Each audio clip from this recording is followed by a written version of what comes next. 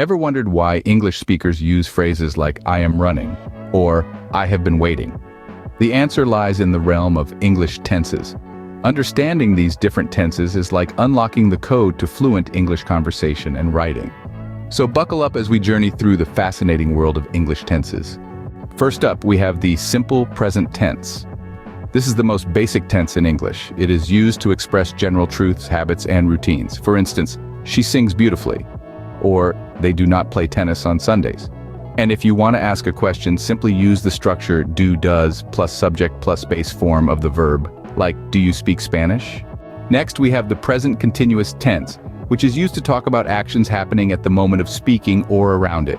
Say, for example, they are playing football, or she is not studying right now. And to ask a question in this tense, use is / am plus subject plus present participle, like are they coming to the party tonight? The present perfect tense represents a link between the present and the past. It's used to talk about experiences, changes, and accomplishments. For example, he has finished his homework, or she has not seen that movie yet. For questions, you can use has, have plus subject plus past participle, like have you ever traveled abroad? The present perfect continuous tense is used to show that something started in the past and has continued until now. For example, they have been waiting for hours, or she has not been sleeping well lately. To frame a question, use has, have plus subject plus been plus present participle, like have you been studying for the exam? Moving on to the past, the simple past tense is used to talk about finished actions or situations in the past.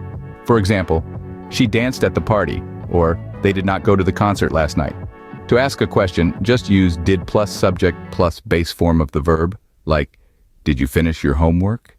The past. Continuous tense describes an action or situation that was going on at a particular point in the past. For instance, we were watching a movie when it started to rain, or he was not working at that company last year.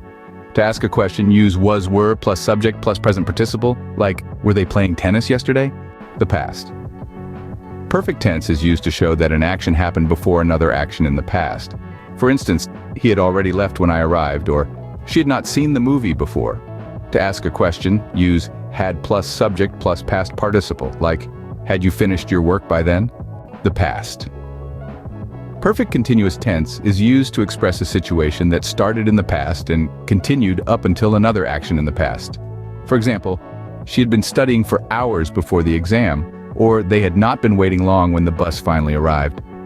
To ask a question, use had plus subject plus been plus present participle, like had you been waiting for a long time. Looking into the future, the simple future tense is used to talk about actions that will happen in the future. For example, they will arrive tomorrow, or she will not attend the meeting. To ask a question, use will, shall plus subject plus base form of the verb, like will you come to the party?